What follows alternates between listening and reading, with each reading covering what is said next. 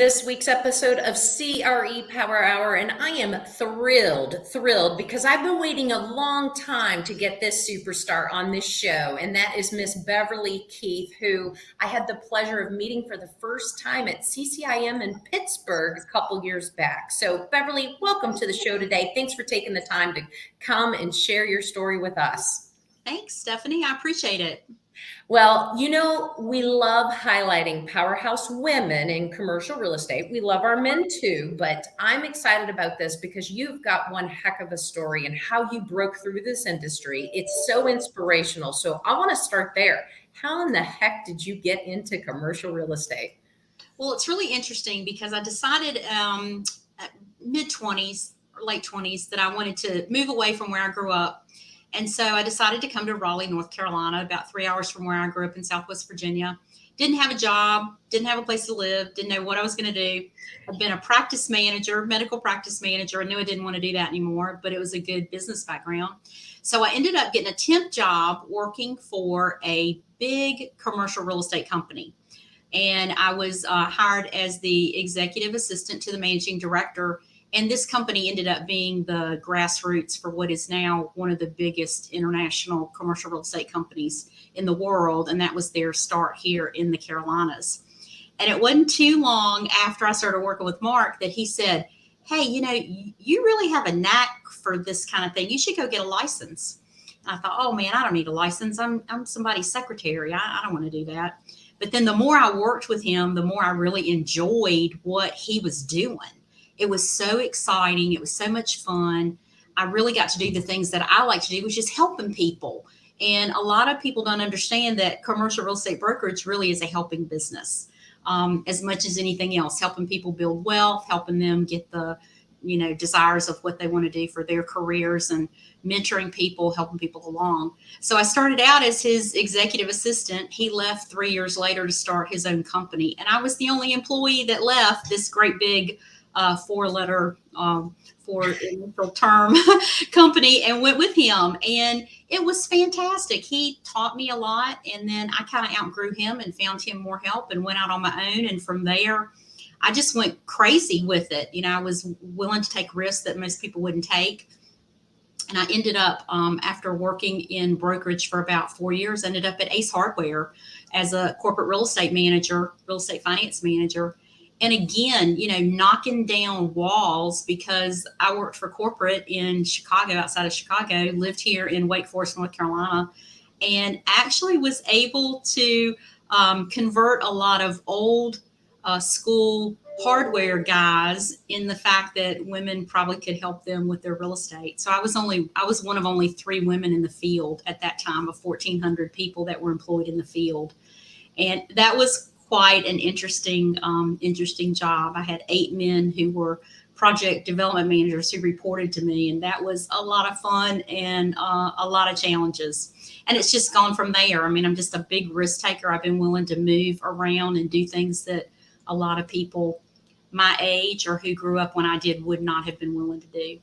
That's amazing. And that's such a cool, I remember that story, the first time you ever told it to me, and I'm like, wow, because, there's a lot of women still, newly getting into the business, and they're like, gosh, this is such a good old boys club. What is your advice to them, Beverly? Well, it's interesting that you say that, Stephanie, because I am not a legacy. I did not have anybody who said, oh, put on your loafers and your khakis and your navy blue blazer and come follow me and I'll teach you the ropes. Nobody did that for me. I did have this one guy that was a managing director who kind of pushed me to get my license. But after that, I was on my own. But I think what I realized was you just have to win people over. You have to be positive. You have to show them that you have something to bring to the table. And again, that's part of my risk management, or what my theory has been with my life and my career. To build this career, you have to be willing to take calculated risk. And I was able to do that. I listened a lot. I was the low person on a lot of teams. And, 10 years in, 12 years in, I ended up running those teams. That's right. And that was great. I mean, I've worked for some really big brokerage firms running retail division. It was a lot easier for me as a woman to get into retail. Because you kind of have a built-in credibility. If they, most men say, well, you like to shop, you must like retail.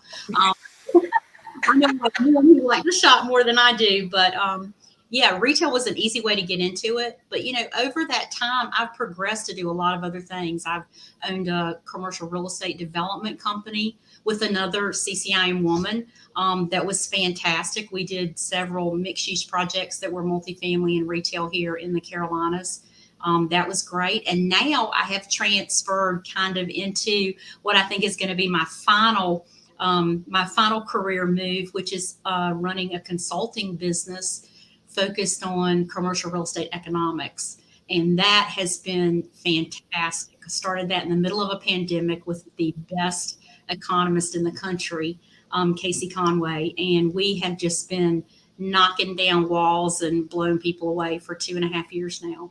That's amazing. And you're right. I mean, those are the reports that I look for every single week, his emails, all of the, updates, because when you tune in to what you and Casey bring to all of us as far as commercial real estate practitioners, it helps us tremendously focus in and hone in on those areas that we need to be looking at. And because, let's dive into that a minute, because yes, economic times are changing, but I'm busy. Like, I'm really busy. There is a lot happening. There's a lot of buyers happening. We took a great property to auction and got way over reserved for it. So share a little bit of that with the audience today.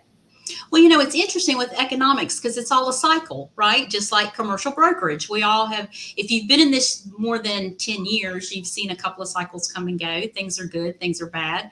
Well, when things are good, oh my gosh, everybody's super busy. You're closing deals, you're doing wonderful things. When things are bad, your clients are calling you saying, help me, I'm struggling. What do I do? I mean, we work with advising industrial merchant developers who are saying our capital sources have dried up. What do you recommend we do?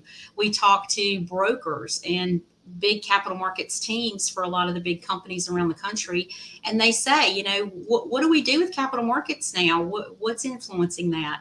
And Casey has just been wonderful to be so relatable. I talk to him about this all the time. I call him the most relatable economist on the planet because he takes these extremely complex economic theories and breaks them down into something that you can use, and that people like you and I in our brokerage firms, in our brokerage relationships with clients can say, hey, do you know this one little tidbit? Let me share this with you. Here's something you need to be thinking about. And it's kind of like Wayne Gretzky with hockey. One of his famous quotes was, you need to know where the puck's going, not where it is now. Yeah. And I think that's what Casey and I do for our clients is we tell them where things are going, not necessarily where they are at the moment. And, as far as the business is concerned, we look at it in thirds. So a third of our business is everything's cranking, it's working great. A third of our business is quickly becoming obsolete because the market is changing so much. And then a third of our business are things that haven't even started in our industry. And so you have to kind of look at those progressions and go back to that, educated risk management to say, okay, where do we want to go? Casey calls it shopping on the cereal aisle. So I don't know the last time you were in the grocery store on the cereal aisle, but, cornflakes comes in a box, but you can also get cornflakes that are, the snack size, or cornflakes that are bars, you just have to constantly be reinventing yourself into something else. And I think that is the success and the secret to success for commercial brokerage. Yeah, absolutely. And you're right about that. And, and that's what I think people, they live so much right now. And that's one of the things that I've always tried to do in my business, 24 years in the industry, is to look to the future. What's coming? You mentioned you're a developer. I'm a developer, right? Always trying to solve for what is needed 2, 3, 4 years from now. So, that intrigues me. And I think that's why what you guys are doing, I follow it every day, because you're truly coaching me in what I need to be looking for in my career, in my business going forward, which is so tremendous. So let's talk about, I want to dive back a little bit. You getting into development with a woman partner, playing in the dirt. I always tell people, I love playing in the dirt. I love it. What got you into the whole development aspect? Well, I mean, it's the idea of controlling something from the beginning. I mean, you go out and you look at a piece of land and you say, oh, wow, what could you do with this? Oh my gosh, you can do anything you want with it. Well, what does the market say you can do with it? And then it's solving those problems, which I think women are great at doing. We are so much better at that. Execute, guys come up with these great plans. They're like, oh, we need to control this. We need to do this. We need it, whatever. But when it comes to the rubber hits the road and what are the tasks to get that done, women are much better at figuring that out. And it certainly doesn't hurt that we can go in and be nice and, friendly and feminine about it. I when I was at Ace Hardware, they called me the Velvet Hammer because I would go in and I would be nice to people, but I would get my way, and at the end they would say, "Gosh, what happened here? That wasn't supposed to happen." But I mean, that's how it is. You have to figure it out. And I love in development that you have something at the beginning and then you have something at the end. And, I drive by our last project at Glen Laurel and I'm like, wow, I had something to do with this. Yeah. It's really exciting to be able to, drive around your neighborhoods or even to go back to your clients and say, I was instrumental in you being successful at getting your goal over the line. Absolutely. No, I love that. And I love that Velvet Hammer. We should have gotten that title because that would have been a great title to the show. So as we post it out there, Beverly Keith, the Velvet Hammer. I love that. I wasn't sure I liked it when they first started using it, but I kind of grew to love it after a while. I do. I love it because you're right. I mean, I think in development, obviously people will question. I still get questioned to this day whether I'm doing a single family residential or condo or commercial or, whatever type of development. They're like, you're a developer, what? And I'm like, well, hey, I learned to operate a backhoe before I ever learned how to ride a bike. I mean, that's the family I came from in the construction industry. But, I love dirt. I love being able to put forth the vision and I love being able to see it come to complete fruition. So let's go back to Red Shoe Economics, all the amazing work that you're doing with Casey Conway and providing us, great insight into the future. What do you think the next 6 months looks like as far as commercial real estate goes? Oh my gosh. Okay. So get out your little globe and look into it. Who knows what's going to happen? I mean, things are changing so quickly. Every day something else is coming up that you have to look at. I would say in the next 6 months, just try to hold on. It's moving so fast. It's kind of being on that tilt-a-whirl where it spins you around. Just try to hold on to your little corner and, see what you can do that's looking trajectory into the future. Interest rates are going to keep going up. They're going to keep going up. But you know what? At some point, everything's got to be reset. It's a cycle. It just can't go up and up and up. I mean, at some point, it's going to get back to what we're all used to and normal. And we'll look back at, this period, just like we did 2008 and 9 with the housing implosion and say, hey, we got through it. Things are better because of it. But you got to go through the hard knocks to get there. But I would just say, listen to what KC says. Follow him on LinkedIn. I mean, he posts something multiple times a day. Some days he's very prolific. I would say go to Red Shoe Economics website, our website, www.redshoeeconomics.com, and look at the stuff that he's posting. Every one of his presentations gets posted there the day after he does it.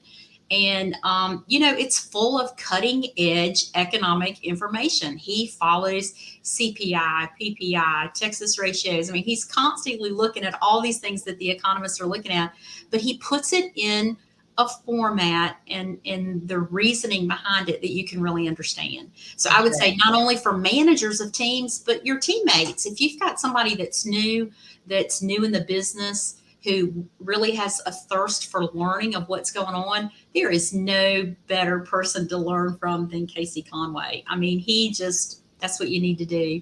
And we have fun doing it. It's not like it's people say economist guy. Who wants to hear an economist? He's fun. You need to look at some of his presentations. They're really good. They are. They're very good. And you're right. You can understand it. And he makes it interesting. I mean, you never sit in an audience or even watching him on Zoom or wherever. I've seen him speak multiple times in person and, through many of conversations that we've had. And he never bores me. He always keeps it interesting. But again, that's the information that agents and brokers need to plug into, because he does bring great ideas of what to be looking for. Because even though the economy's doing this and we don't know what everything holds, there's so much opportunity happening right now as we speak. There's so much cash out there. We haven't slowed down one bit. People are wanting to purchase right now. They're wanting to buy. They're wanting to expand their companies. Industrial's doing amazing things right now. I think there's a lot of relocation coming. I'm in the Midwest. You're in the Carolinas. Casey's in Georgia. I mean, we're all pretty much booming right here in that sector. I don't think it's going to be anything like 2009. Maybe I'm wrong, but I just don't see it. Yeah, it's going to be a bump in the road.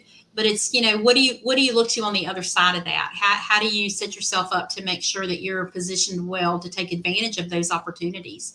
And a lot of that is just getting through the next 6 months, holding on to your cash, get through the next 6 months, see what's going on, listen to the experts, stay close to your clients, as close as you can possibly stay to your clients. On the development side, that's it. It's going to be bumpy. It's going to be bumpy. Capital sources are drying up with the banking crisis. And I think that's the big thing you have to look out for right now, because we're certainly not past that. I think there are other banks that are going to, fall into that insolvency, and that will impact a lot of commercial lending and commercial loans that are on the books right now. So something to look out for. Absolutely. So Beverly, what, again, you've landed with Red Shoe Economics. It's extremely successful. You've done so much in commercial real estate. You're heavily involved in CCIM. What are some of those style organizations and designations and things that you recommend to anyone that's out there in commercial real estate that, hasn't gone that direction yet? Yeah, you got to get an education. You got to have a good foundation, and that doesn't necessarily mean you got to be an MBA. Everybody say, "Oh, if you're going to be in business, you got to be an MBA." No, you don't. You can learn everything you need to learn from business in the first 2 years of doing transactions. Surround yourself with people smarter than you. I mean, that's what I'm doing. I've hitched my star to somebody a lot smarter than me, and I'm smart enough to listen to them. So. But that goes for everybody in your support group. You want attorneys, you want, anybody that you're working with on transactions, your bankers, you want all of those people to be smarter than you, and you can learn from them. And that's what you have to do. You have to put your ego aside, get your education, get your foundation. I mean, CCIM was a great place for me to do that. And they really are, of all the commercial organizations, they are the best for education. The CCIM designation is not easy to earn. It is not inexpensive to earn, but for what you get, it does set you up as the expert for finance for commercial real estate. There's no better education out there. I got mine 10 years ago, and within 24 months, my business tripled just because of that designation. Now, I will say specifically for women, you got to get some initials after your name. It's the only way you're going to get any credibility. So, CCIM, those are the first initials after my name, because I feel like that's the most important designation that I have. I still have to explain what that means to a lot of people, and it's been around for 57 years. CRE, Counselors of Real Estate, again, that is really important when you're doing consulting and when you really get to that point in your career where you are a counselor. It's very exclusive. It's about 1,100 people in the world. But again, it gives you that credibility. CRX is my designation from ICSC, and that's Certified Retail Executive. They have another one now that's a little bit different. That's a next level up.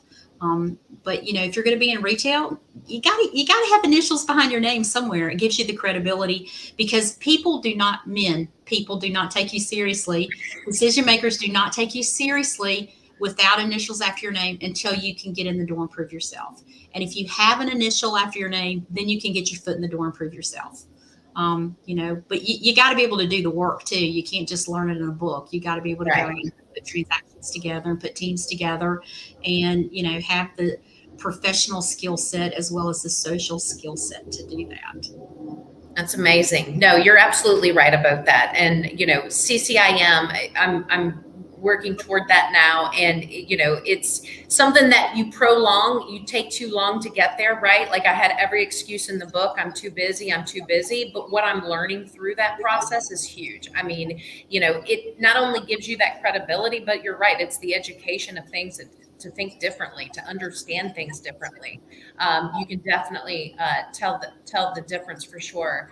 Um, Lisa Marie Wand and I usually host the show, and she's sitting in her CCIM today, as a matter of fact. So Wow. that's why she's Okay. not co-hosting today with me, but that's impressive. So, Beverly, what is the next big event you're going to be at?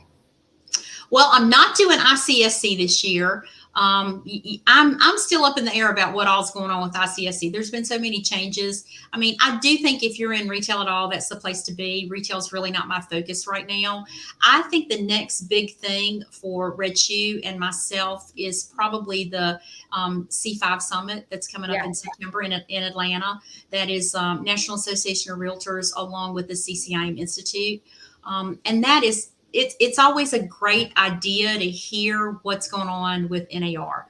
NAR is the biggest, organization for commercial practitioners. I mean, yeah, everybody says, oh, it's, realtors. Well, they're commercial realtors too. I have, my pen's red instead of blue, but, we're all realtors together. But I think that will be really interesting. It's just a couple of days. I think it's a Thursday, Friday, or Thursday, Saturday. But that will be really exciting to go to that. It's in Atlanta. It'll be super easy to get to for all of us. So I think that's the next big thing for us. Of course, Casey's on the road. He travels probably 15 to 20 days a month, out talking about what's going on with economics and commercial real estate development. So, that anytime, if he's anywhere around you, plug into that. One of the things the Institute has done and has asked Casey, he is the CCIM chief economist, has been doing that for 5 years now. That's how I actually met him. But they offer a regional webinar series that's for members of the Institute, but they open it up this year to anybody.